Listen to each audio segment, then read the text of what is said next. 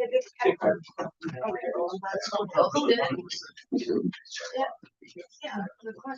right, good morning, everybody. Andy informs us it's 9:30. We'll get this ball rolling. First thing is approval of the agenda for today. I'll move to approve the agenda.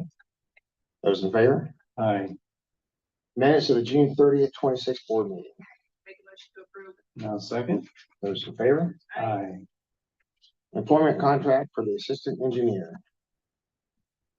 Then make a motion to approve this contract. And now second. All those in favor? Aye. And I believe you put in August. start date, 7. just in time for school, so. He'll be working under Brad for a year and a half, so. Brad's tutelage. Next up is Samuel's Group Jail Study Presentation. So I'll just give a brief background to the board here about the Wapello County Sheriff's Office and the jail. The jail and the law center opened in November of 2000. Our facility is rated to 148 inmates. We've been farming out for several years now, and last year we had the highest farmed out number of 57 inmates. Currently today we have 33 farmed out. The board decided a year ago to hire Samuel's Group to do the jail study, and I'd like to introduce Sid Samuel, Chance Cohen, and Henry Crop for to do this presentation. It's all yours.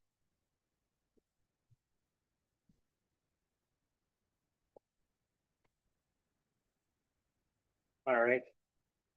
Well, thank you everybody for letting us present here today. Oh, Yeah, your mics need to be turned on. okay, can you hear me now? Here you use the red light. All right. Well, thank you everybody. So yeah, what we're doing here today is showing you guys the results of the study that we've been working on with the sheriff and his staff for approximately the last 9 months or so. What we've been doing is we are hired to evaluate the capacity of the existing jail, look at expansion opportunities, evaluate how any of these expansions might change the operations of the jail and the existing site there, and then develop a preliminary cost estimate for that. Some of the key findings of this was that in the last 10 years, the jail population has increased by 57% or a little over 57% in 10 years, which is pretty significant. With that, the jail is at its design capacity or has exceeded it. So typically this 148 bed jail design capacity is set to be 126, the way our industry operates for operational controls, all that. They're spending approximately $700,000 a year farming out inmates to other counties. So that's money that's just kind of going outside of the county.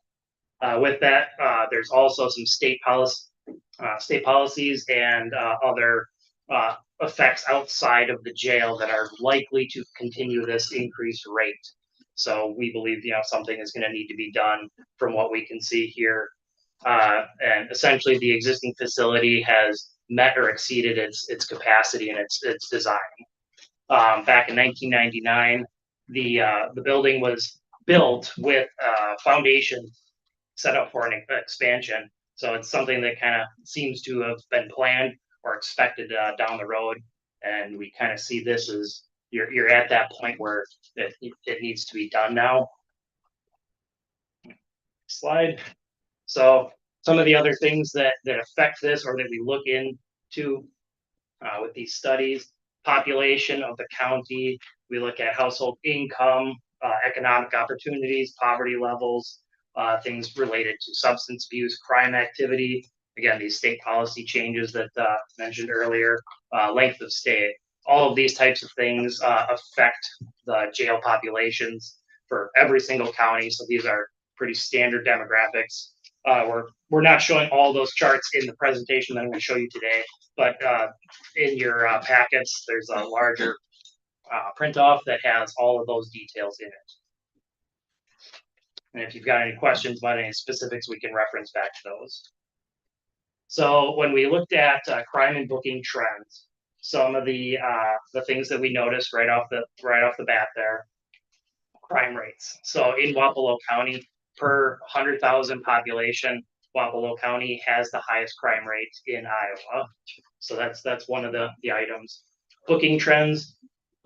Booking trends have actually been pretty stable. So that's not necessarily a driving factor for the jail population. So it points to something else. Longer stays.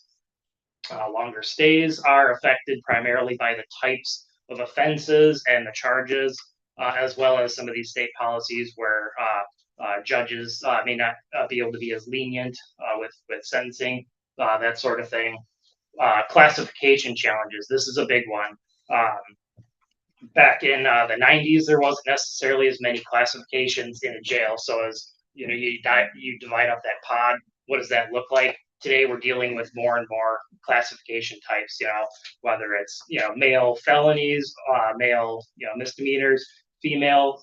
There's a lot more females in jails these days, and then there's other medical and mental health issues that are dealt with inside the jail, where you want to isolate those folks so they're not a danger to the rest of the population.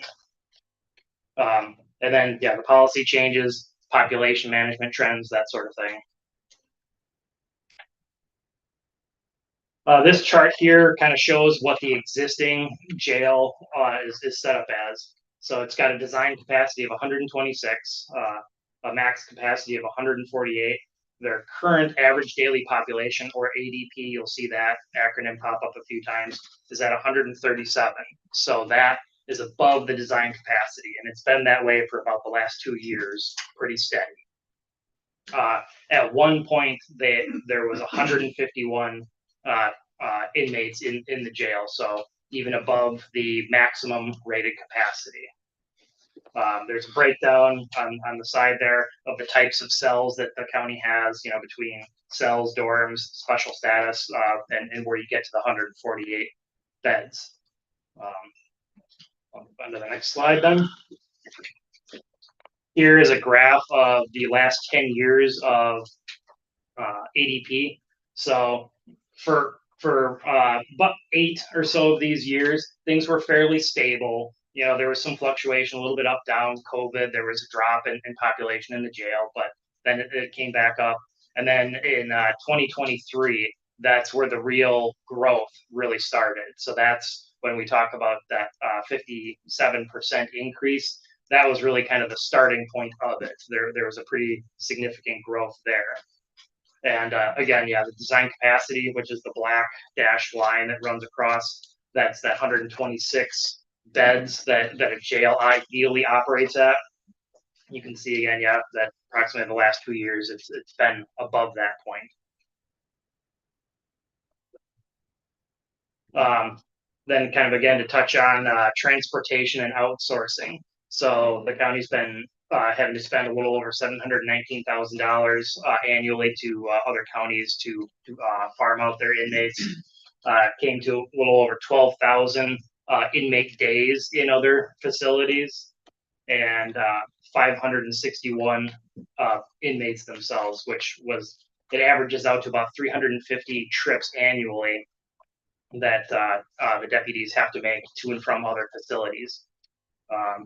One of the key things about that is every time they're driving to another county and back, that's time they're outside of the county, being able to focus on the needs here. Then as we start looking at kind of a recap, again, the design capacity, 126, average daily population in 2025 is 137. So we're looking at a pretty significant increase. And with the trends, the way they're looking, that is likely to just continue. And we'll have some other charts to cover some of that a little bit later on. Graphically, this is IPC projecting the jail population. So in the red dotted line with kind of the red hatch below it, that's your existing facility and where that is. The green line on the bottom that kind of squiggles up and down. That was the last 10 years of jail population. And then there's three different curved lines going off various percentages. So the national average for an annual increase in jail population is approximately 0.96%. Over the last 10 years, Wapello County was 5.2%, so about 5 times above average. Now we don't have a glass ball, but we don't believe that exact percentage is going to continue forever, because things seem to have sort of stabilized at that, roughly 137 number the last couple of years, but is likely to keep going with some of these policy trends. So one of the most likely scenarios is we're seeing is probably a 3.5% increase. So that kind of meets in the middle. And where that 3.5% comes from is taking two of the extreme changes from the actuals observed and eliminating those. So the highest high change and the lowest low change. And that kind of brings you right in that middle area there. So that 3.5% is what this study is going to base off for the solutions. So we're looking at something that would be roughly a 20-year function, similar to what was done in the past. So that would put you somewhere around 273 beds is what your overall capacity would need to be to match that 3.5% increase. So one of the first solutions we looked at, and this was really just based on the original ask of the county, was look at adding on a pod using the existing foundations from 1999 that were built for that future expansion. So that's what we looked at here. It provided approximately 118 additional beds onto the existing facility. We were looking at some kitchen renovations and a small kitchen addition. Overall, you'd have a capacity of about 265. Doesn't quite hit the 273 that the 20-year projection shows, but it got close. With that, when we were looking at this, discussions back and forth with the staff, we realized that, well, if we basically double the population of the jail, we need to really look at all the support spaces, everything that goes into running a jail. So more than just a kitchen. Because with that many additional inmates, things like laundry, things like storage, medical, intake booking, those sorts of things also really should be addressed as well. So when we were discussing this, we kind of decided, well, just doing the pod addition and the kitchen renovation probably is not going to be a long-term solution. It's going to put strain on staff and the overall operations. So then we went on to the other two options A and B. This slide here is kind of an overview of everything that went into option A. On the top right, it's a small site plan. You'll see that there's some orange blocks. All those orange blocks represent additions onto the existing facility.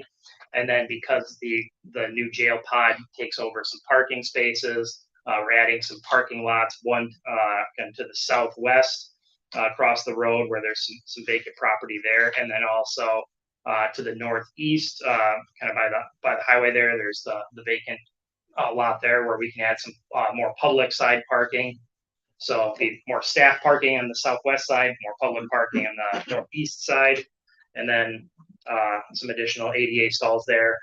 This addition here with all the support area renovations, this gets you to a 284 bed capacity. So this would meet the 20-year projection, assuming everything goes, at this 3.5% increase there. Along with that, the existing roof that's on the jail and sheriff's department, everything there, that's the original roof. So we propose that should probably be replaced. If you're doing all this other work, this is the time to do it, as well as upgrading some of the security electronics that are in the existing facility. Those parts are very, very difficult to find and to keep those things functioning and maintaining. So that would be an opportunity to upgrade those to match what's going in the new facility.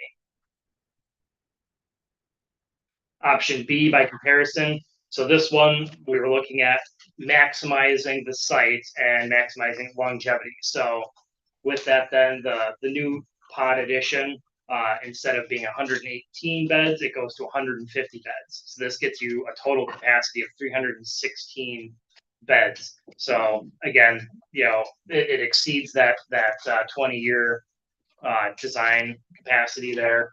All the other same scope is still in play here. This just provides more flexibility. It improves classification abilities for the staff. It maintains the existing dorms and the work release program that are in there. That's pretty important to the operation of the current facility, but it also brings in additional dorms inside. So some of the lighter offenses have they're more properly classified instead of putting them in with general population.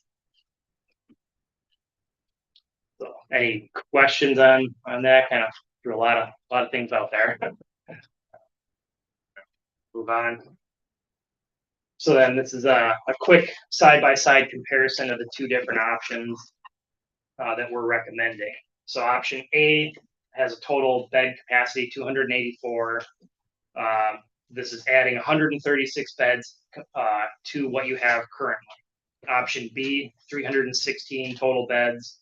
That one adds 168 beds onto what you currently have. The estimated cost then for option A, we're putting that about 37.5 million is what we believe that would cost. And option B would be approximately 44.8 million. One other key thing, for that long-term functionality of the facility, option B compared to option A has additional 32 beds there. And their projected capacity, option A, is going to get you somewhere around that 2041 to 2046, we believe. Option B would be 2045 to 2049. So get you about somewhere between 4 to 5 more years there.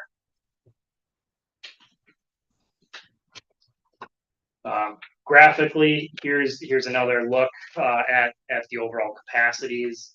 Again, you have the dotted red lines with the kind of the red or the pink hatch below show where those projections go through, because you don't want to go through this same process another 10 years. Each one of these gets you out past that 20-year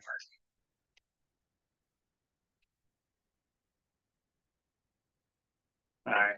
So one of the other, is there a question? Yeah, where's on the Sally port? Yep.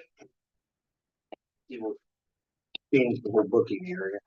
Correct. Yeah. So with that, this is going to Trying to provide. locate where they come in at, but I don't see it. So.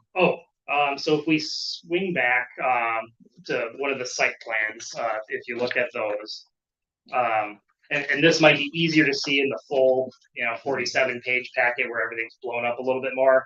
So where the current parking lot is on the northeast side, that's where the new Sally Port would be located. So when I talked about adding public parking across the road, that the parking lot would be displaced and moved over there, and that's where the new Sally Port would be located, because we're using the existing Sally Port as part of the booking area. Okay. In that booking area is where typically you're going to find a lot of your padded cells for any violent inmates, things of that nature. So that's part of that renovation there, and to improve the flow and functionality of that space. Would they be doing booking in the pink area? Or? Yep. The pink area is the booking and intake space. So it's the same general flow, just rearranged a little bit differently. So yeah, people would come in, squads would enter into the Sally Port, process through into booking, deal with property, things of that nature, and then move into the jail, into whichever classification that they end up needing.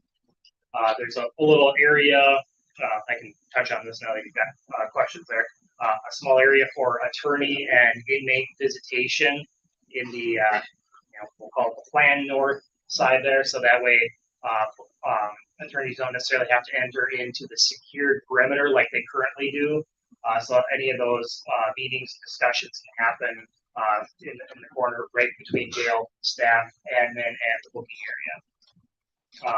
Then the admin area would also be renovated. That's going to take over some of the underutilized space that's on that kind of front half of their of the facility right there.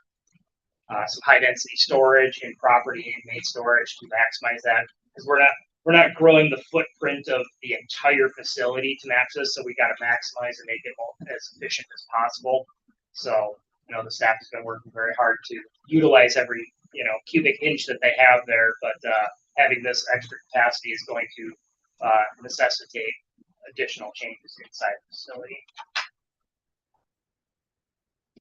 It's a little easier to see. when you look at it. Yeah, if you look at that one, everything's blown up a little bit more. Any other questions on kind of just the general building programming or No. layout? I'm glad I asked because I didn't realize the parking lot was Oh, okay. going there in front, so. No. Yeah, we met with the DOT here, I think it was a week ago, and had a conversation with them to see about that green space across from the law center, if that could be utilized. So we're still trying to look at that to see if it's gonna be available, but it seemed pretty positive with talking with the DOT, just so you have a update. And you know too, Darren, when one of the current Sally Port, you know, once you get a couple cars in there, it's pretty tight. So this will allow 4 vehicles to pull in that Sally Port area. I mean, we don't want to store any vehicles in there anymore, right? We can store them in a building across the road. That's the idea. Yep, so that parking lot on the southwest side, that'll have vehicle storage building there that can be used for you know, vehicles that are part of an ongoing investigation, evidence, or, you know, as needed for sheriff's vehicles.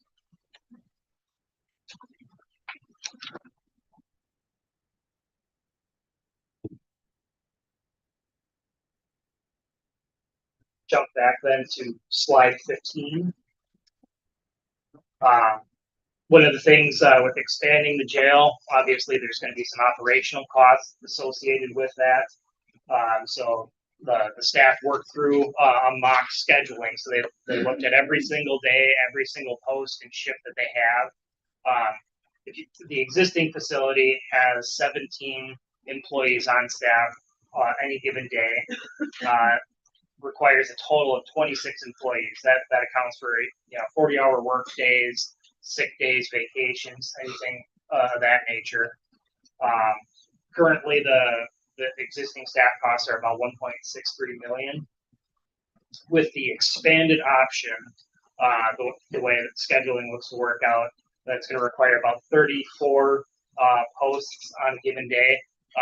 Once the facility is at design capacity, that'll require a total of 49 employees to fill those 34 posts on that same 40-hour workday, all that good stuff. That is going to come to approximately 2.92 million in wages for the staff there. Key thing that was discussed, even if the expansion doesn't happen, they still believe additional staff is going to be required to keep operating and maintaining the status quo. So because the transportation requirements to other counties is, you know, if there's no addition, that's not going to go away. And with the current trends that are being projected and what's expected, that there's still going to be additional staff needed to transport inmates to other counties. That's at this point, it's just a little hard to predict exactly what that cost is.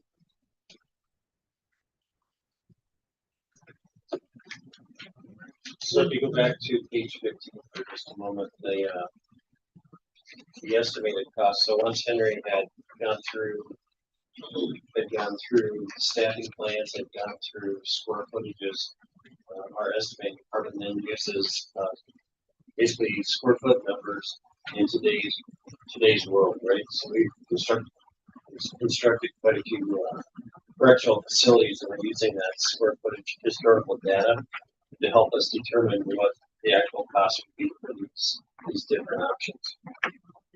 In addition to that, we've worked with Sphere Financial and they've come back because lots of times when you look at referendums and you go out to the public, all they see is that large number. It's pretty darn hard to digest that kind of a number. So what we want to do is basically convert that number down into what's the taxable impact for property taxes, whether it's for residential, commercial, or agricultural land. So if you look on page 16 there, really what we're going to use is that $100,000 mark. So somebody's home is valued at $100,000, and now when you have to roll back, so in 2027, your rollback percentages right now are estimated at 44.53, ultimately getting you out to $82.88 or 83 cents for that option A. And then you can see what it does for the commercial as well, and then the average acreage is down there below for the agricultural. And you go to the next slide, that's really how she's breaking it out. So what we're going to really start talking about here shortly is it becomes that mortgage, and that mortgage is something that taxpayers control. They can't control the general fund, right? So we'll talk about what that does to you as we move further down the road. On page 18, that's the larger option. That's the option B. You'll see the same chart. The difference is you're looking at $99.76 for $100,000 property. Then again, that's her supporting data on the following page.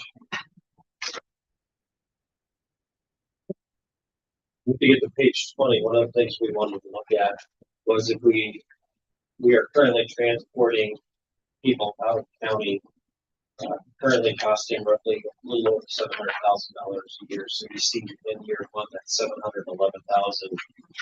That's the cost to the county, and that's coming out of your general fund to house those inmates out of county. What we've done is projected what that looks like over that 20-year period of time. So if you continue doing what you're doing, what we want to do is show you exactly what that compounded cost is going to be. If you choose not to construct a facility, choose to continue to do what you're doing, what's the impact of what that expense is, and being able to compare that to if you decided you wanted to go to a referendum and construct a new facility. So some of the criteria, we're using that population increase. If you call those lines that were on that chart, we're using 3.5% as a jail population increase per year over that 20-year period of time. We're taking the cost of what it costs today. We're projecting that as an annual inflation of 4%. We can all arm wrestle over that because over the last 5-6 years, you've seen interest or inflation rates going substantially higher. But historically, it's been right around at 4%. The next page, this one usually becomes pretty important, especially when we're talking to the general public in regards to what all those numbers mean, because they can get very confusing. But you'll see the blue lines there in both option A and option B. That's your mortgage. So if you decided to go to a referendum and passed, sold bonds, you have a mortgage that you have to pay over the next 20 years. That's that dark blue line that's going across that chart. The orange line represents what it's costing you today in transportation. We're adding that inflation over that 20-year period of time along with the increase in general population of the jail. And you'll see that that starts taking a fairly steep curve. So what we look at is how close that intersection. So you'll see the dotted green line. And what we're looking for is where that green line lands in that chart. That green line was past that 20-year mark. We probably wouldn't be talking to you about these different options. But as that green line gets closer and closer to 1 or to 0, the urgency of having to do something becomes pretty important, because the day after that intercept, it costs you more money per year to transport those inmates out of county than it would be to pay for the bond. Does that make sense to everyone and understand that?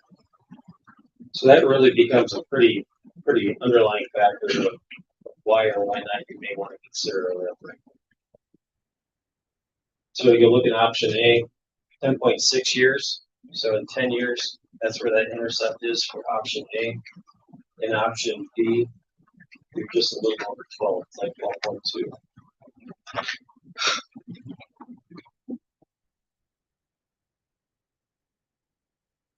So in conclusion, we're looking at that, we've looked at that jail population increase, the operations of the existing facility. That was the other thing, you had charged us to look at just the cost of adding on a pod. As we took a look at the population trends, looked at all your data, found that you can add that on and you have capacity. The problem is you're going to create a situation where you cannot run this efficiently because you don't have the space for your administration and all of your back of house to support that number of inmates that are coming in. And so that's why you see in both of those options, the renovations that need to take place, the addition of the Sally Port, the addition of the kitchen, so you have a bigger kitchen space because you're going to have to feed double the capacity.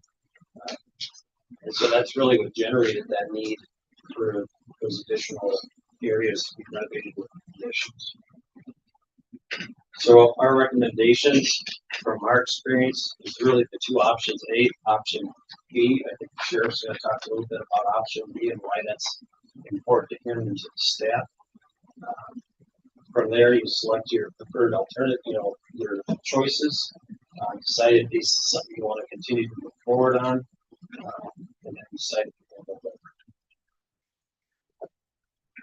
Send it back to you. All right, thanks, Sid. Henry. That, some of the state policies that changed there July 1st that, in talking with the county attorney's office, we work with the county attorney's office and the judges to try and limit some of this, population if we're able to.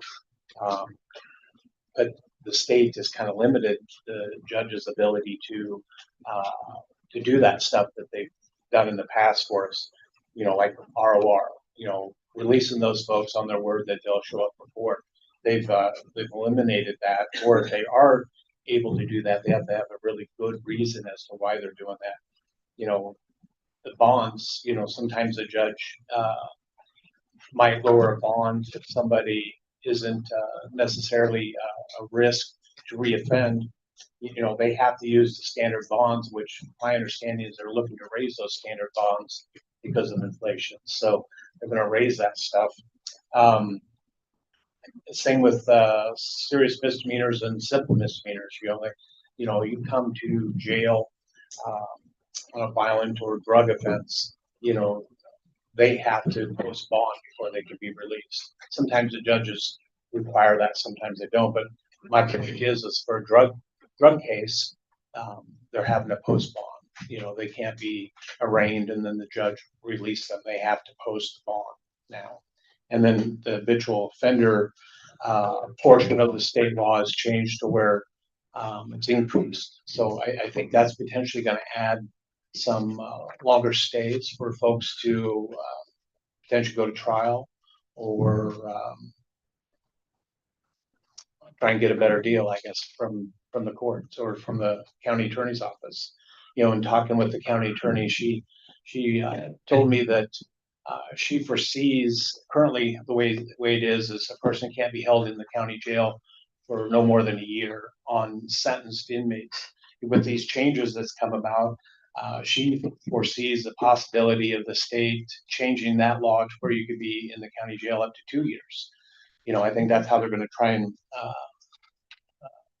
control the population a little bit, maybe. And so I think we're looking at a lot of things changing to where I think option B is the one we want to look at hard. And it's not an enormous impact on our taxpayers, and it's something that we can I think it's needed, so in my opinion. So I guess you have any questions for?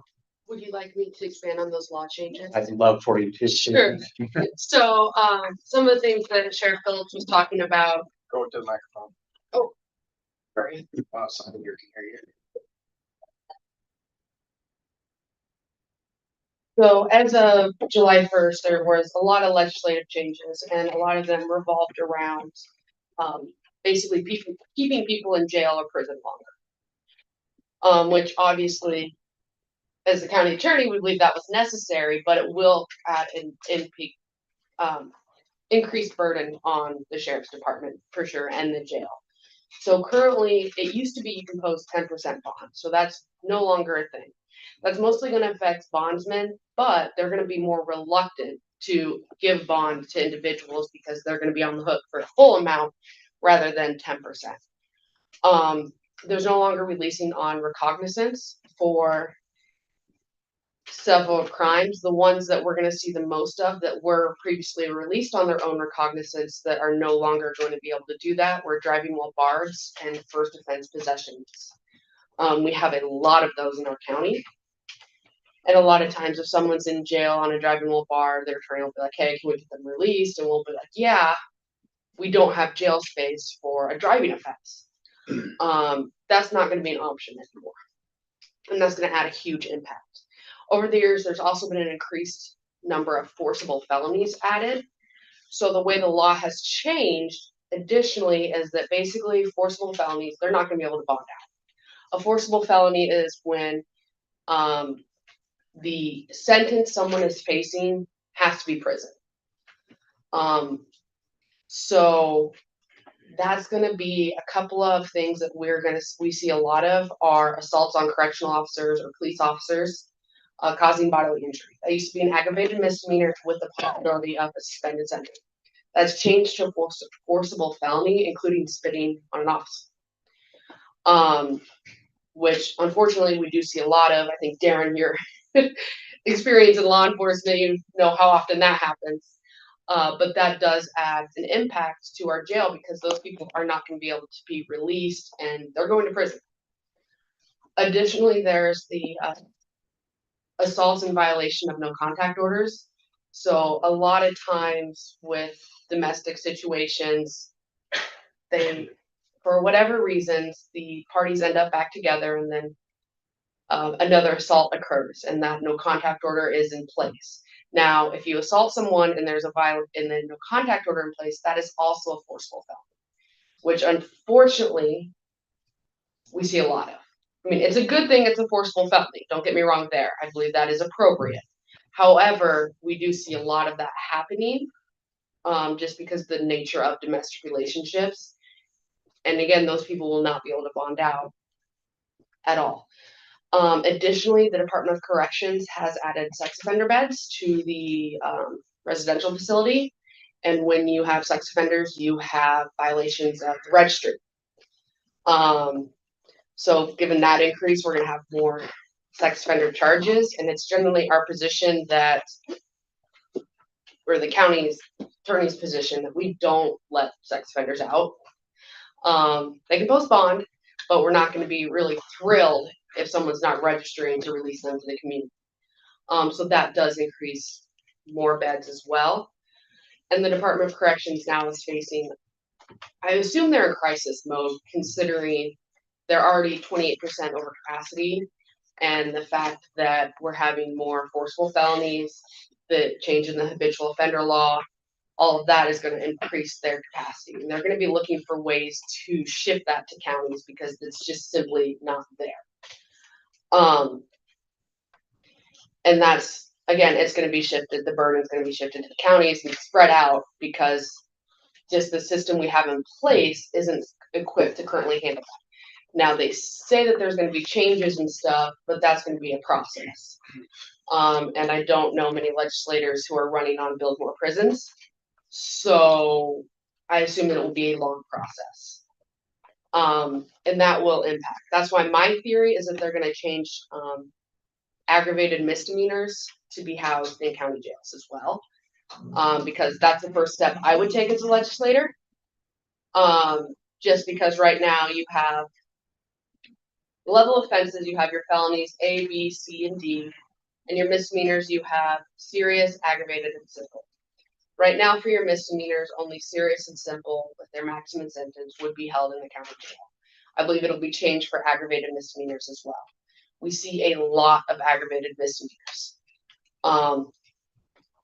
including, driving while barred, second offense possessions. So a lot of crimes that most people don't think of. Theft, thirds. So if someone's been convicted of shoplifting 3 times, you're at a theft, third, and aggravated misdemeanor. So those are going to be more impact on the jail as well. Additionally, we're gonna see more people on probation or parole. And while they're waiting for space in prison, they're gonna be held in the county jail. Or you're gonna get contempt time rather than a recommendation of prison because there's not prison space. And so then that means that you're gonna get, instead of revoke your probation and send you to prison, you're gonna get, okay, now you have to serve 180 days contempt. And that 180 days is gonna be in the county jail. And you're gonna see an increase in that because of the lack of space. So in the next, until there's more capacity on the Department of Corrections level, which as anyone's guess about what that's gonna be, it's gonna be an increased burden on the counties. So I think that in the foreseeable future, in the next few years, there's gonna be a substantial increase in people going to be housed in our jail or need housed in our jail, and therefore having to send them elsewhere because we won't have capacity. And those are a lot of things too, that like the judges and people's hands are really tied on. You can't just release people. And unfortunately, people just keep committing crimes. So that's again, that's gonna be, I think the burden on the counties and the jail is understated for the next few years, given all these law changes.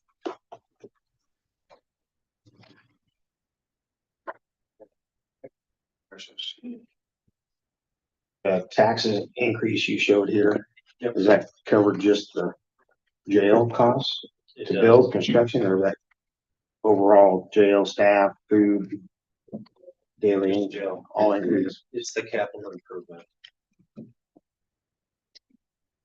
Is there a special place for minimus work release? Cause we have all kinds of stuff we have to serve now, don't we?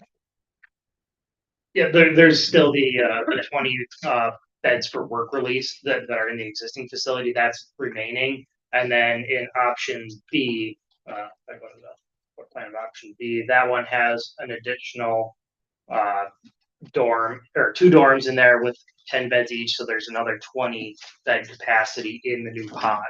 So you could potentially have 40 beds for work release if that's, you know, how the staff would like to house it.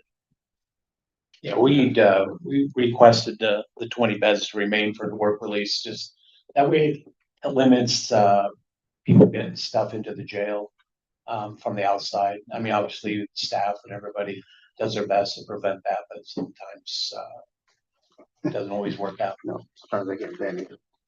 And then they have another charge, felony, so then they're longer. So that's why the 316 bed facility is where we're kind of leaning at. And, you know, talking with the county attorney and the jail administrators and staff, I just think that's the best option for Wapello County. We don't want to build something that gets us 10 years down the road. This gets us much further down the road.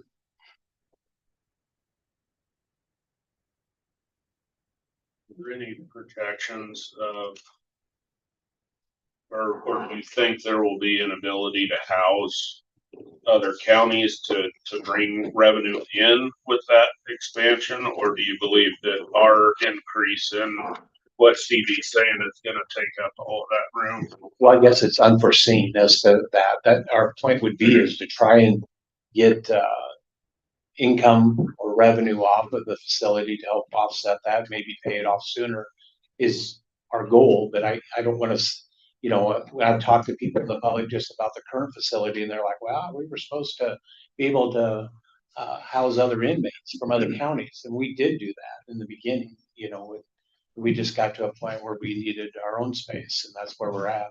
And so I don't see why there wouldn't be any reason why we couldn't house from outside to help generate revenue, pay off the bond potentially, or help cover the staffing costs that we're gonna incur, as well as the, you know, just the food, the gas, the power, the water, those costs that's gonna come about with this.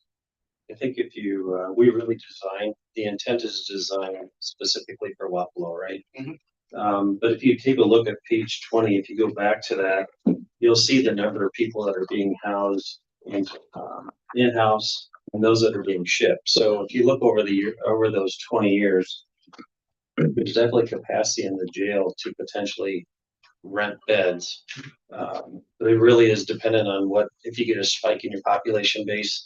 I guess the bigger thing is that you've designed a facility that meets the population needs here, and if you can take that opportunity to rent those beds out, that is a benefit to taxpayers and to the county in regards to offsetting some of these costs. The last thing is I'll go back to that chart, and one thing in regard on page 21 is everything above that blue line that starts becoming offsetting of what you're taking out of your current budget. So whether it's gravel roads or whatever it may be that the county is to provide from infrastructure, those funds are going to have to come out of that general fund in order to transport those inmates out of county. And the more inmates we're transporting out of county, you have to hire additional staff. So you're deputizing your people to transport people around the state. And the last thing is, state of North Dakota is in a very similar situation. They're probably a little bit further ahead because what they've been doing is the state has actually been renting those beds from the counties. And so when you as a sheriff are looking to house your inmates at another county, they're driving all over the state of North Dakota looking for a place to put, a female that's, is a serious crime offender. Nobody wants to take her, and they're driving clear across the state to find that person. So they're losing days in transportation, and they are really a great example of what you don't want to do from a state perspective. But we do have experience with that and watching what's going on there. We do work for the state of Iowa in the Department of Corrections through DAS, and nothing right now is that we have seen is even being talked about at the DOC level. So I think it's more than 5, probably more of a decade of figuring out what this really means to corrections in the state of Iowa. And I just also point out that, these issues that Stevie has provided you is the same issues going to happen across the state of Iowa, I believe, and she believes. And I think it's going to be harder for us to even find beds for our own inmates to farm out to. Just some of these places are going to run into the same issue that we have. Timing standpoint, when would the new facility be open, be used? I'm guessing you're probably about 3 years from referendum. So Okay, it's going to take you a good 10 months probably to design it. It's going to take you well over 2 years to get it constructed. okay, thank you.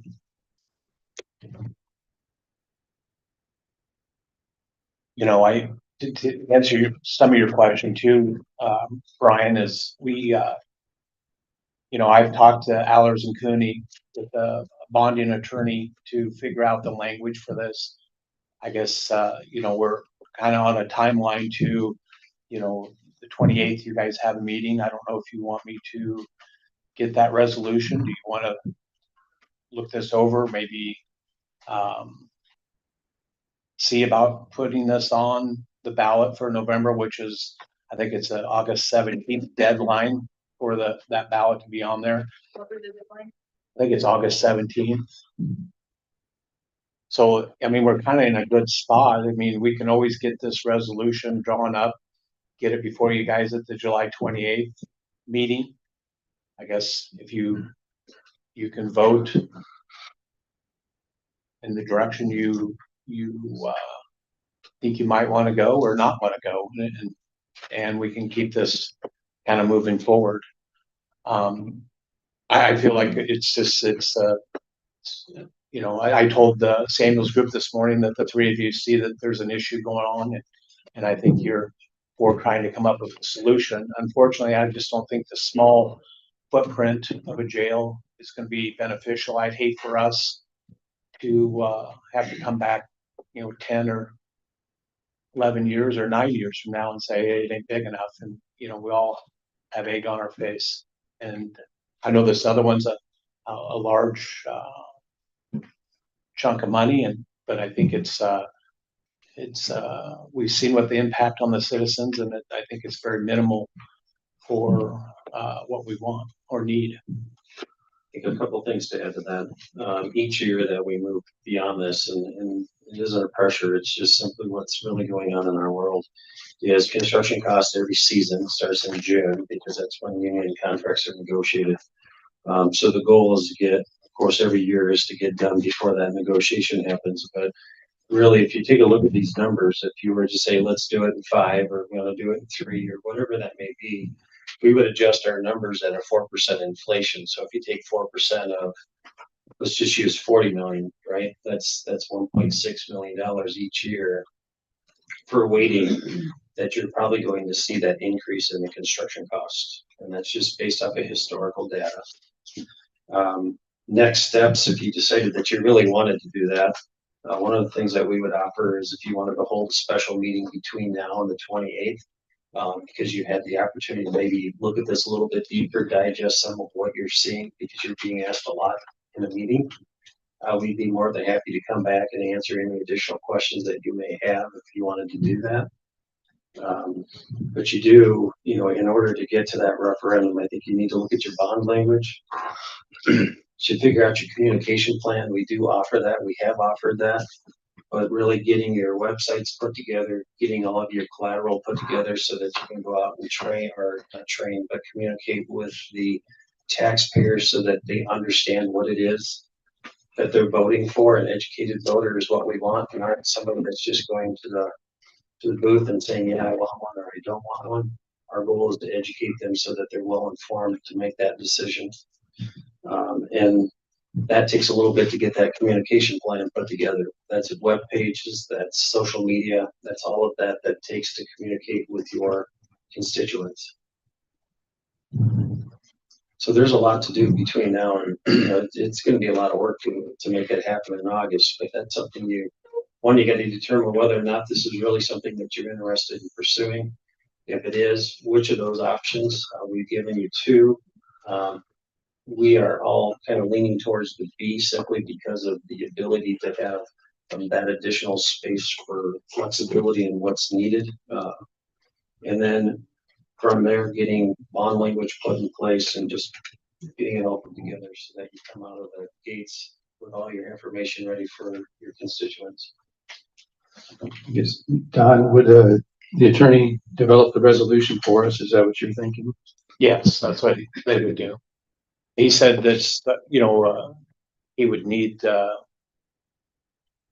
he kind of talked like he'd need a couple weeks, but I don't know if a week would be good. Like if you guys wanted to look this over, have a special meeting next week and we go forward from there. Or, he said, he made it sound like it was going to be like a week and a half for him to put that together. And I realize there'd be some cost, but I can't imagine that cost would be excessive. And so my opinion would be that we probably want to proceed with seeing what the resolution would look like. You can't decide something without knowing what you're going to be voting on. So I would say to go ahead with that. That's up to the other 2 here too. Well, the bonding attorney did advise that he just needs to know the amount that, like option A or option B that you'd want to go with. Yeah. But the amount can be adjusted as we proceed. So You don't. the resolution is not approved until we approve it. So the proposed resolution can be a little bit flexible on dollar amount. It'd be dollar amount and be the actual the size of the facility. So Right. if you recall, we were making one option for your work release, additional work release beds and things like that. So as part of that bond language, you're going to want to include, if you're going with option A, the bond language specifically to option A, bond language specific to option B. So you are going to have to make a decision before you get a hold of the bonding attorneys. But there's still something that is proposed. Yep. You can always do something proposed. Thank you. I need to see something done from what's the average increase gonna be, because if this is only for the building, electric, water, food, staff, clothing, uniforms, medical expenses, what's What's that gonna affect? Cause that's all the general fund. And we know we can only go up 2%. Well, I suppose the food and custodial gas and water, I'm assuming, again, that it would probably double because you're doubling the space. If you do that, you're looking at 700,000 with what's budgeted this year.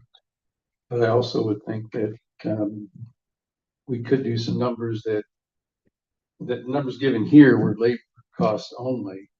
So we could really look at a budget that includes utility costs, all those other costs that go into it. So we have I agree with Darren, we should be able to produce a document that gives us some indication of the operating cost of the new project, of like option B. And doesn't mean you have to do it, it means we can do it. Well, I guess I figure if we were doubling the jail, of course, you got office space and areas of that way would, but I just figured is if you want estimate, we just double it and that's where it'd be at. That's what I did it on a piece of paper here just so I had those numbers in case we were asked. Right. I think another thing to consider is those transportation officers. You're gonna be hiring quite a few of them. If you go to that one diagram where it shows the number of people being housed out of county, you're gonna need more deputies transporting those individuals. You can't, I think right now you have 2 people that are kind of designated to that transportation need. But if you look over that time, Slide 20. slide 20. And it's pretty difficult for us right now to give you an exact number on that transportation need. But take a look at the number of beds. You've got 130, you're starting out with 137 right now. You're shipping 30 people. Go to a year 10, you're going to be shipping 80 people. And if you go to year 15, you're shipping 115 people. So yes, you're increasing your staff, you're increasing some costs in relation to constructing the new facility, but you're also going to be increasing your staff no matter what in order to take care of and transport these inmates out of county.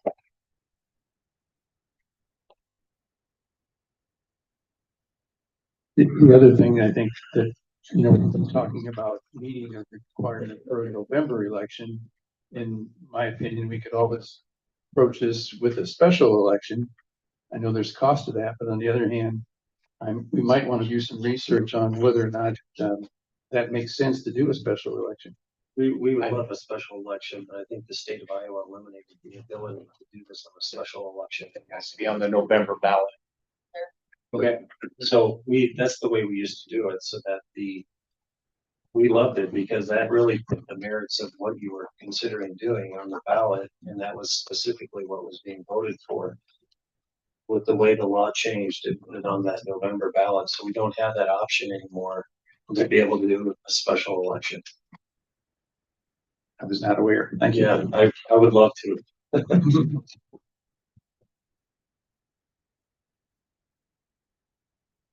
The other thing I would like to see is I'd like to see on page 20, the data for shipped out over the last 20 years, or at least maybe just do this, the jail population over the last 20 years. So in the larger book, we have population for the last 10 years, at least to get you the 10 years. That might be adequate. What Yeah. page is that? Particular one doesn't have a page number, but we're going to be about, yeah. Well, you got 14 on yours? Okay. Yeah, page 14 on the big back book.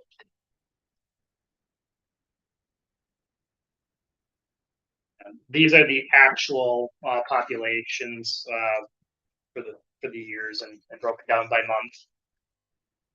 Okay, yeah, perfect. Thank you. Good job. We got it done already. Well, it was with their help. I'm gonna suggest we set a special meeting.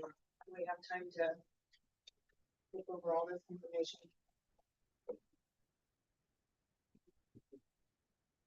What are you thinking? Our next week. Whole lot of time.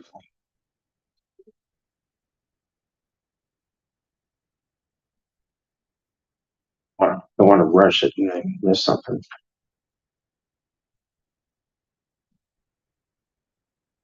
28th is 2 weeks. Plus the attorney ain't gonna have a resolution done in a week.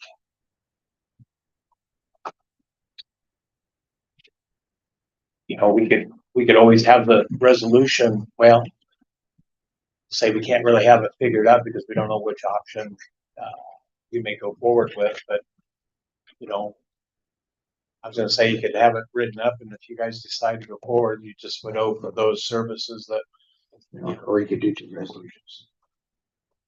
Just change the numbers. that's Possible.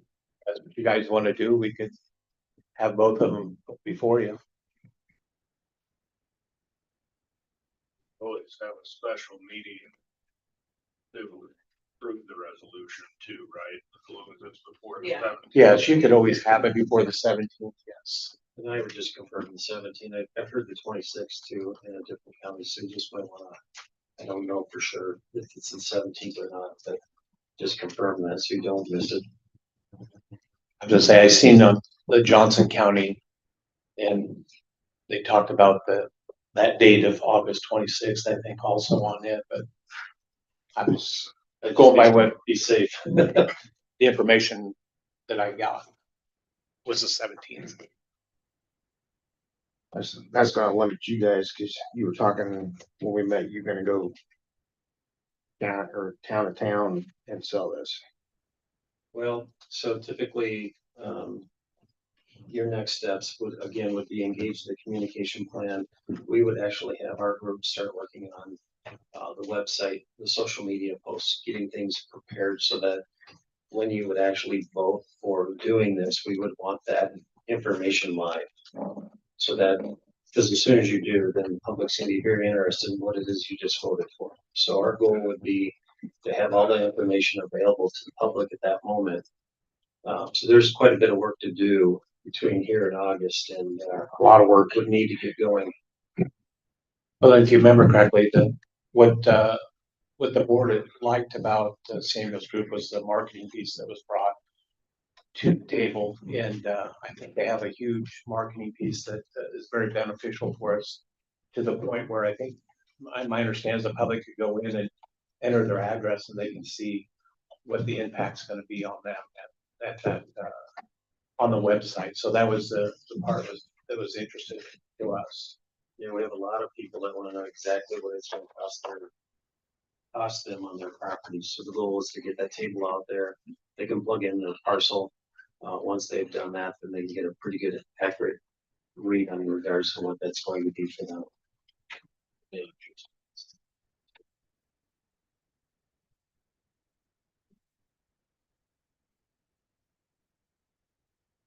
We just go ahead and do it on the 28th. If we have to have a special one to prove it.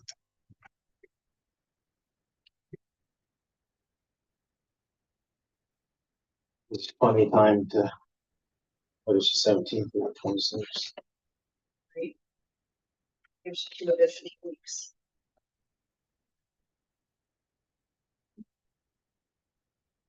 We are available anytime for questions, so if there's something that, if one of you have a question or be more than happy to answer it for you. So The meeting, the meetings, the work session. You're gonna vote on the resolution. You'll have to have a special meeting. And we can just do a work session right after the meeting on the 28th. So you want me to get See two if they resolutions? can, yeah. I'll let you know. Question, comment from the audience? Don, I had a question for you just from a historical standpoint.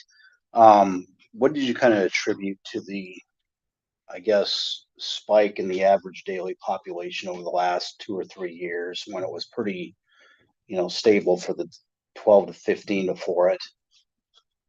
That kind of required looking into this? I think, there's a lot of things that go into the play is your poverty level, the economics, in your community. There's a lot of, that play into this. I think that what we're seeing too is,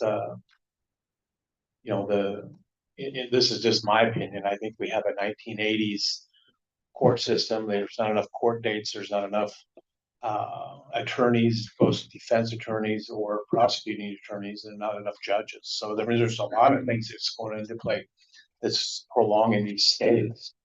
And I just think that the increase in crime in our community, because of the drug usage, the mental health issues, I mean, there's all kinds of stuff there that play into it. Did you ever feel like, before it started to really increase, that the county was getting a little too close for comfort as far as where it was, where the average population was going to be, that it was something that, 5 years ago, 8 years ago, you couldn't look at and think we're getting pretty close to where we can really max out here? Well, previously to this board, we were having those conversations, like we need to start maybe looking at that.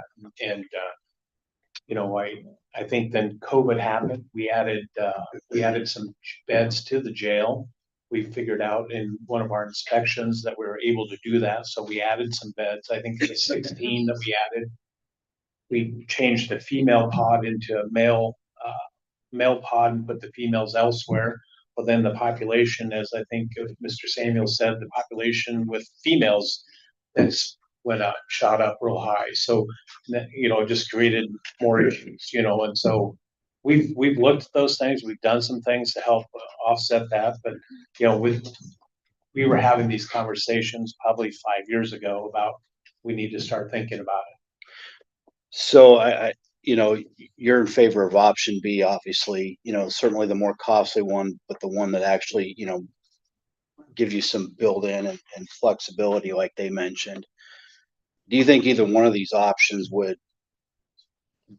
end the farming out of inmates to other counties, or have you kind of answered that it's kind of difficult to foresee what that's going to look like?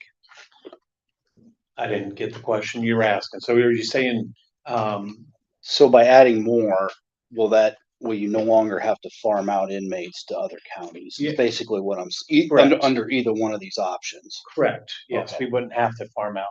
Obviously the smaller one may maybe sooner, where there's 20 years or 25 years, might be sooner to get into the farming out portion, but I think that we wouldn't have to farm out anymore. Okay. At that point. In fact, as I said, hopefully we can generate some revenue to help offset some of these costs that the board's brought up and what's been presented. Sure. Anybody else? Thank you, guys. Thank you. Move on down the list. Advanced correctional healthcare. Inmate healthcare, Don. So this is the healthcare for inmates. We currently have a local provider that's doing it. This will provide 8 hours a day, Monday through Friday, nurse within our facility and 24-hour communication ability with a doctor.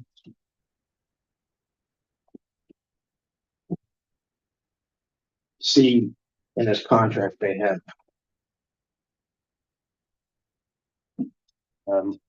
finance charges, monthly finance charges, Yeah, what? a finance charge. The bill's not paid within 30 days. We don't do that, right? That would be my only question on the contract with the finance charge. Well, I don't think it's going to be an issue of getting that bill paid within 30 days. And I guess I would say that I'm not going to pay a finance charge, I guess. I don't think it's an issue getting it paid within the 30-day period. I guess I missed that portion of it, but Yeah. I did have the county attorney look it over. There was a couple of concerns she had, and I sent the contract back to them, and they one of them was they eliminated the renewal period, to where it has to be negotiated every year, because we don't know what the next year in budgeting is gonna bring us. So that was, the one thing that she had a problem with. And then it was asking for some records, and she wanted to change to where it said just medical records, because they're not entitled to all our records.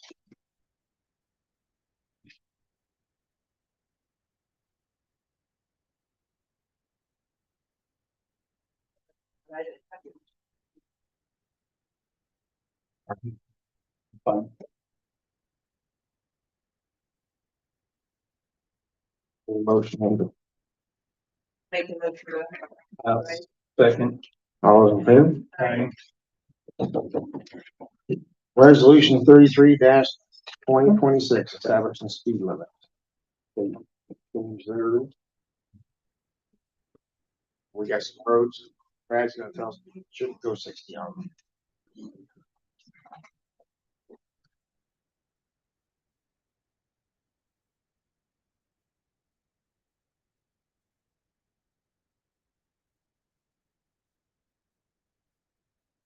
As most of you are aware, the state legislature included language in recent legislation to change the default speed limit to 60 miles per hour on rural paved highways, which includes the county systems.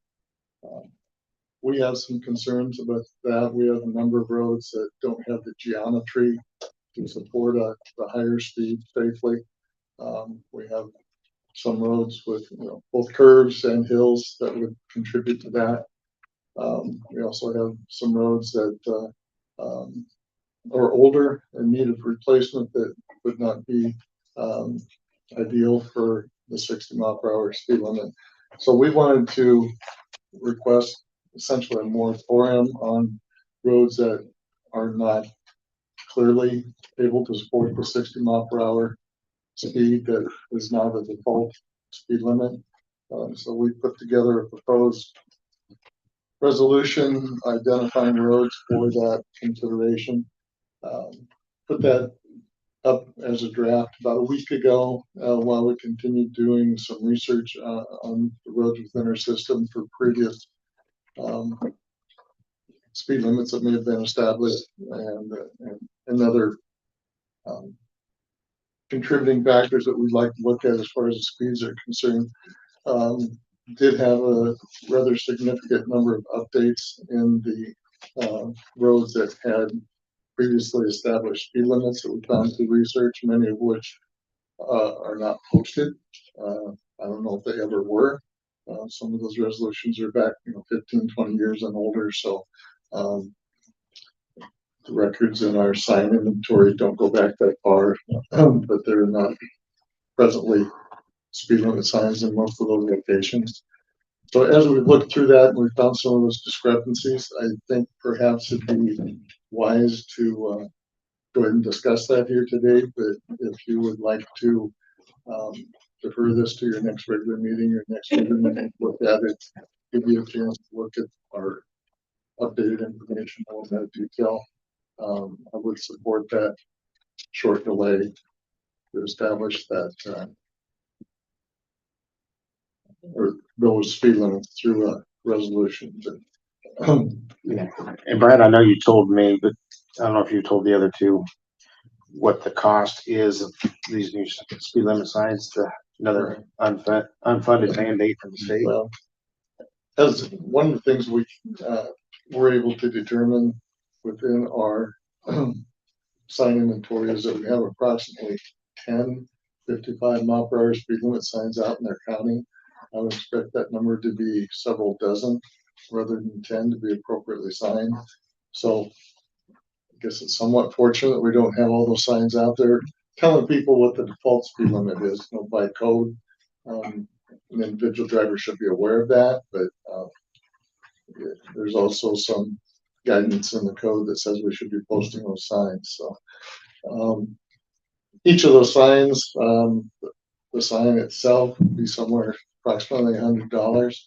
The rest of the hardware, the posts and so forth that goes with that, probably another $50 or $75. And the manpower to put that up and the equipment to go with it. All told, easily $250 per sign. It's probably a good number to to use as a estimate. So we probably have 100 signs. You can do the math. I think that's around 25,000. We've got speed zone changes, no passing signing to be moved. The striping on the road that goes with those would need to be moved for the new speed limits. It's correlated to the travel distance at the speed that you'd be traveling at the posted speed. So every no passing zone we have would change to some degree. You know, if it's 5 or 10 feet, probably not worth restriping it, at least immediately, but some of the hills that we have could easily change 100, 150 feet, and we'd like to have those appropriate to the signing at the time. So a number of things like that that go into that discussion. Each of those no passing signs that has to be changed. You know, you're still looking at the labor and the equipment, even if the materials are still good, to be relocated to a point 100 feet away. So there's a fair amount of expense in there. I'm estimating somewhere in 30,000 plus range as far as expenses for our county. But I think we had about 20 segments listed there that we wanted to evaluate for appropriate speed zones. You know, just especially in the say like a 5-mile radius around the city of Ottumwa, we have a lot of paved roads. Many of those are curvilinear with no designated speed limit on them. So to have those default to a higher number than what's probably higher already than appropriate. We're still looking at Madison and Soap Creek, but going to 45 on those. I think those two actually have a speed limit designated to them based on our research.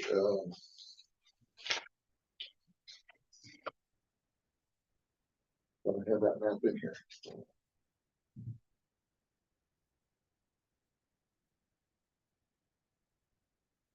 Don't have what the speed limit is for all of that, but Madison was designated as a 35 mile per hour about 20 years ago.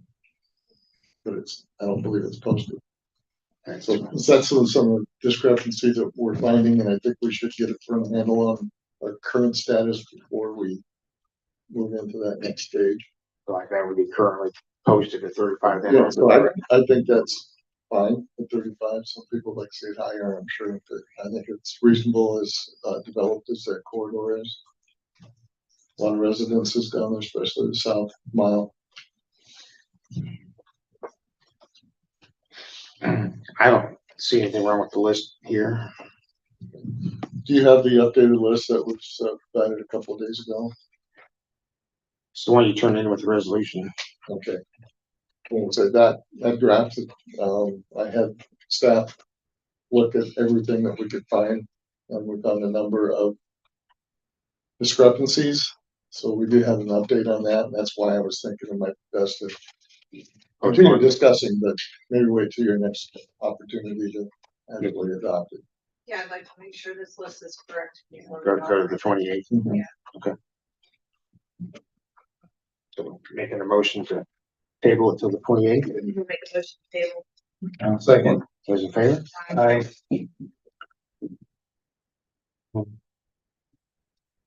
New allocation of Waco County Expo for prizes and awards.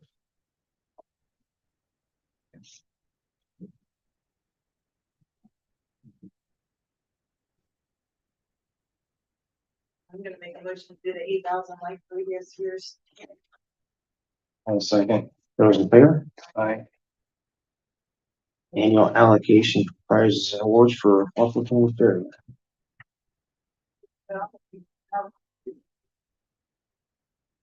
Second. Those in favor? Letter of support for River Hills Community Health Centers impact application. I move to approve the letter of support. Those in favor? Nyhart Service Agreement.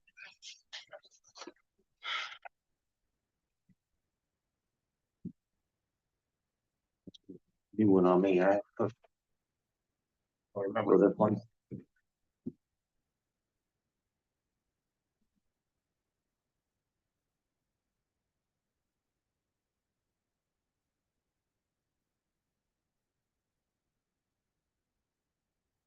Regular. Like Brittany's operations.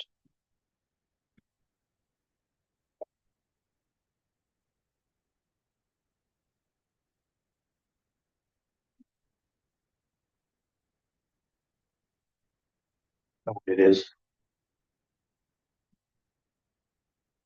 They just put their name in. Yeah, dispute is resolution disputes, additional services for the clients.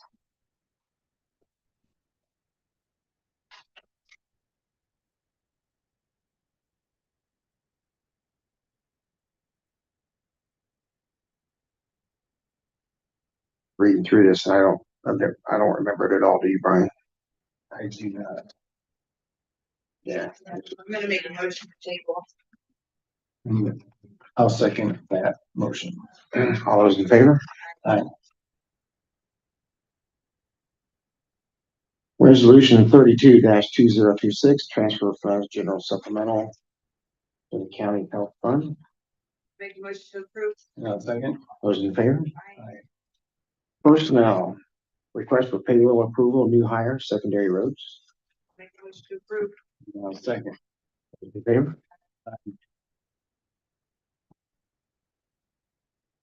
Any other business? We have the recorder's fourth quarter fiscal year report. And fees collected.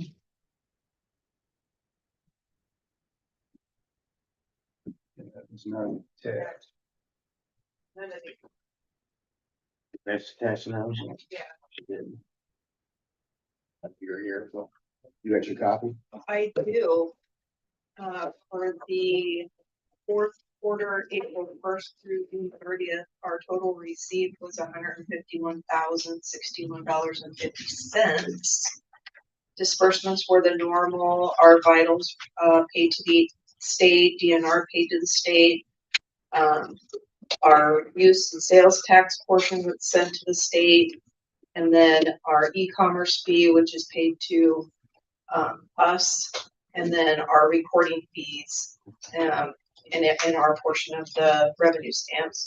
Those all totaled $151,061.50. For the year end, which would be July 1st, 2025 through June 30th of this year, our total receipts were $532,369.95. Which I would point is down a little from last year, the last fiscal year. Total disbursements are the same as previous, vitals, DNR, treasurer state. We did have a DNR postage, adjustment for an overage of $2. That was the only thing out of the ordinary in our disbursements. $533,369.95. Thank you, Lisa. You're welcome. Make a motion to approve. Recorder's fourth quarter. I'll second. Those in favor? Aye. Recorder's year end, 25-26. Make a motion to approve. I'll second. Those in favor? Aye. Yeah. Or it wasn't attached either. Next table, that's the next one. Yeah. Motion, I'll make a motion to table it. Second. Those in favor? Aye.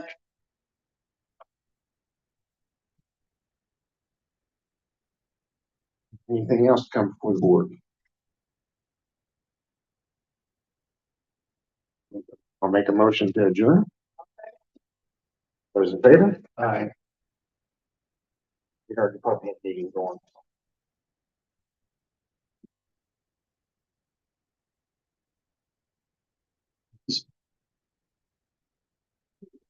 Oh, yeah.